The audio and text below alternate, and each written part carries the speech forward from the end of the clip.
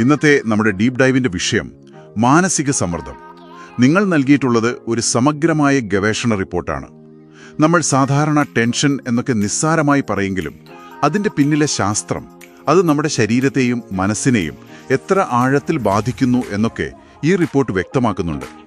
പ്രത്യേകിച്ച് കേരളത്തിൽ ഇതിനെ നേരിടാൻ എന്ത് സഹായങ്ങൾ ലഭ്യമാണെന്നും ഇതിൽ പറയുന്നു. അപ്പോൾ നമ്മുടെ ലക്ഷ്യം ഇതാണ്: ഈ വലിയ റിപ്പോർട്ടിലെ ഏറ്റവും പ്രധാനപ്പെട്ട കാര്യങ്ങൾ നമുക്ക് ഒരുമിച്ച് മനസ്സിലാക്കാം. ഓക്കെ, അപ്പോൾ നമുക്ക് ഇതിലേക്ക് കടക്കാം. ഈ സ്ട്രെസ് അല്ലെങ്കിൽ ടെൻഷൻ എന്ന് പറയുമ്പോൾ നമ്മുടെ ശരീരത്തിനുള്ളിൽ യഥാർത്ഥത്തിൽ എന്താ സംഭവിക്കുന്നത്? ഒരു കെമിക്കൽ റിയാക്ഷൻ വല്ലതുമാണോ? ഒരു തരത്തിൽ അതെ. അതായത് നമ്മുടെ ശരീരം ഒരു അപകടത്തെ നേരിടാൻ വേണ്ടി തയ്യാറെടുക്കുന്ന ഒരു പഴയ പ്രതിരോധ സംവിധാനമാണ്. ഇതിനെ ഫൈറ്റ് ഓർ ഫ്ലൈറ്റ് റെസ്പോൺസ് എന്ന് പറയും. ഫൈറ്റ് ഓർ ഫ്ലൈറ്റ് കേട്ടിട്ടുണ്ട്. പോലെയാണ്. തലച്ചോറിലെ HPA ആക്സിസ് എന്നൊരു ശൃംഖലയാണ് ഈ അലാറം നിയന്ത്രിക്കുന്നത്.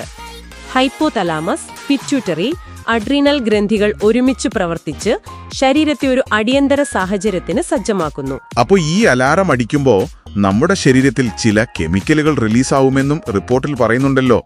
കോർട്ടിസോളും അഡ്രിനാലിനും അല്ലേ? എന്താണ് ഇവയുടെ റോള്? അതെ, അവരാണ് പ്രധാനികൾ. അഡ്രിനാലിൻ ഒരു തൽക്ഷണ ഊർജം നൽകും. ഹൃദയമിടിപ്പ് കൂടും, ശ്വാസം വേഗത്തിലാകും, പേശികളിലേക്ക് കൂടുതൽ രക്തം പമ്പ് ചെയ്യും. ഒരു അപകടത്തിൽ നിന്ന് ഓടി രക്ഷപ്പെടാൻ വേണ്ട ശക്തി തരുന്ന പോലെ. അതെ, അതാണ് ഹോർമോൺ ചെയ്യുന്നത്. കോർട്ടിസോളിനെയാണ് നമ്മൾ സ്ട്രെസ് ഹോർമോൺ എന്ന് പൊതുവെ വിളിക്കുന്നത്. കുറച്ചു സമയത്തേക്ക് ഇതും നല്ലതാണ്, ശരീരത്തിന് ഊർജം നൽകും. പക്ഷേ പ്രശ്നം വരുന്നത് ഈ അലാറം സിസ്റ്റം ഓഫ് ആകാതെ കോർട്ടിസോളിന്റെ അളവ് എപ്പോഴും ഉയർന്നു നിൽക്കുമ്പോഴാണ്. അത് നമ്മുടെ രോഗപ്രതിരോധ ശേഷിയെ വരെ തകരാറിലാക്കുമല്ലേ? അതെ, അതാണ് പ്രശ്നം. ഇവിടെയാണ് ഈ റിപ്പോർട്ടിലെ ശരിക്കും എന്നെ ഞെട്ടിച്ചൊരു കാര്യം വരുന്നത്. വിട്ടുമാറാത്ത ഈ സ്ട്രെസ് നമ്മുടെ തലച്ചോറിന്റെ ഘടനയെ തന്നെ മാറ്റുമെന്നാണ് ഇതിൽ പറയുന്നത്. തികച്ചും ശരിയാണ്. ഇത് വളരെ പ്രധാനപ്പെട്ട ഒരു കണ്ടെത്തലാണ്. നമ്മുടെ ഓർമ്മകളെയും പഠനത്തെയും ഒക്കെ സഹായിക്കുന്ന തലച്ചോറിലെ ഹിപ്പോ ക്യാമ്പസ് എന്നൊരു ഭാഗമുണ്ട്. Hippo campus? അതെ, ഈ ഭാഗം നിരന്തരമായ സ്ട്രെസ് കാരണം ചുരുങ്ങാൻ തുടങ്ങും. അതാണ് കടുത്ത സമ്മർദ്ദത്തിലായിരിക്കുമ്പോൾ പലപ്പോഴും കാര്യങ്ങൾ മറന്നു പോകുന്നതിനും പുതിയ കാര്യങ്ങൾ പഠിക്കാൻ ബുദ്ധിമുട്ട് തോന്നുന്നതിനും കാരണം. അയ്യോ, അത് കേട്ടിട്ട് പേടിയാകുന്നു. തലച്ചോറിന്റെ ഘടന തന്നെ മാറുന്നു എന്ന് പറയുമ്പോൾ ഇത് സ്ഥിരമാണോ? അതോ സ്ട്രെസ് കുറഞ്ഞാൽ നമ്മുടെ തലച്ചോർ പഴയ അവസ്ഥയിലേക്ക് തിരിച്ചു വരുമോ? നല്ല ചോദ്യമാണ്. റിപ്പോർട്ട് പ്രകാരം ഇതൊരു പരിധിവരെ നമുക്ക് മാറ്റിയെടുക്കാൻ സാധിക്കും. സ്ട്രെസ് കുറയ്ക്കാനുള്ള മാർഗങ്ങൾ സ്വീകരിക്കുമ്പോൾ തലച്ചോറിന് സ്വയം റിപ്പയർ ചെയ്യാനുള്ള കഴിവുണ്ട്. ആശ്വാസമായി. എന്നാൽ ഇത് സംഭവിക്കുമ്പോൾ തന്നെ മറ്റൊരു മാറ്റവും നടക്കുന്നുണ്ട്. ഭയം, ഉത്കണ്ഠ എന്നിവയൊക്കെ നിയന്ത്രിക്കുന്ന അമിഗ്ഡാല എന്ന ഭാഗം കൂടുതൽ സജീവമാവുകയും വലുതാവുകയും ചെയ്യും. ഓഹോ. അതുകൊണ്ടാണ് ചെറിയ കാര്യങ്ങൾക്ക് പോലും വല്ലാത്ത പേടിയും വെപ്രാളവും തോന്നുന്നത്. ശരീരം എപ്പോഴും ഒരു അലർട്ട് മോഡിലായിരിക്കും. ഈ ശാരീരിക മാറ്റങ്ങൾ കൂടാതെ തലവേദന, ദഹന പ്രശ്നങ്ങൾ, ഇതൊക്കെ സാധാരണ ലക്ഷണങ്ങളാണെന്നും റിപ്പോർട്ടിലുണ്ട്.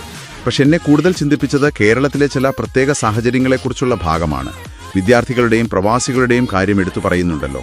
തീർച്ചയായും കേരാക്കിന്റെ സാമൂഹിക സാഹചര്യങ്ങൾ ഇവിടെ വലിയ പങ്ക് വഹിക്കുന്നുണ്ട്.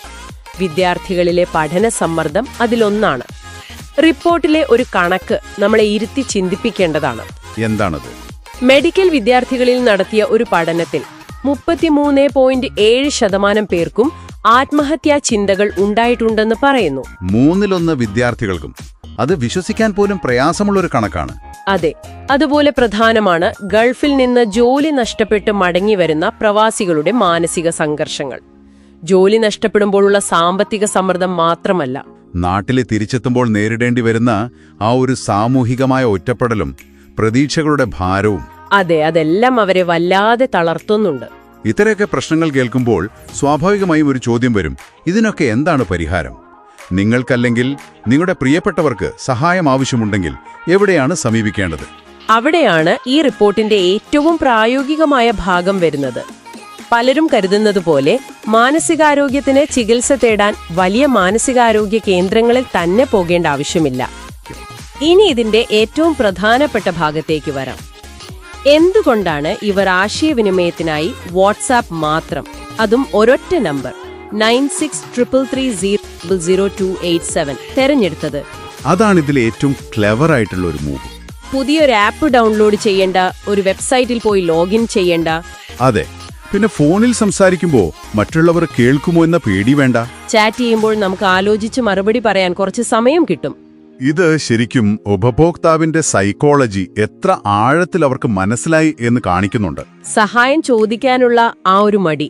അതെ, ആ മടി അല്ലെങ്കിൽ ആ ഒരു നാണക്കേട് എന്ന പ്രധാന തടസ്സത്തെയാണ് ഈ വാട്സാപ്പ് മോഡൽ മറികടക്കുന്നത്. അഥവാ DMHP വഴി നിങ്ങളുടെ വീടിനടുത്തുള്ള പ്രാഥമികാരോഗ്യ കേന്ദ്രങ്ങളിൽ, അതായത് PHCകളിൽ പോലും ഇപ്പോൾ വിദഗ്ധരുടെ സേവനം ലഭ്യമാണ്.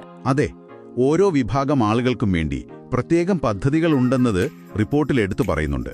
കുട്ടികൾക്കായി കാവൽ പ്ലസ്, സ്ത്രീകൾക്കായി ശീതാലയം, പിന്നെ പ്രസവാനന്തര വിഷാദം നേരിടുന്ന അമ്മമാർക്കായി അമ്മ മനസ്സ്. ഇതൊന്നും പലർക്കും അറിയില്ലായിരിക്കും. തീർച്ചയായും ചിലപ്പോൾ വേണ്ടത് സംസാരിക്കാൻ ഒരാളെയാണ്. അതിനായി സർക്കാർ ഹെൽപ്പ് ലൈനുകൾ 24 മണിക്കൂറും പ്രവർത്തിക്കുന്നുണ്ട്.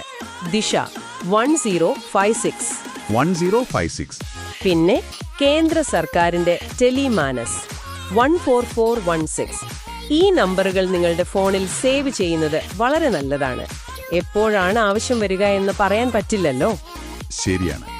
അപ്പോൾ ഈ ഡീപ് ഡൈവിൽ നിന്ന് നമ്മൾ മനസ്സിലാക്കേണ്ട പ്രധാന കാര്യം ഇതാണ്: മാനസിക സമ്മർദ്ദം നിങ്ങളുടെ ഒരു കഴിവുകേടോ കുറവോ അല്ല, അതൊരു ശാരീരിക അവസ്ഥയാണ്.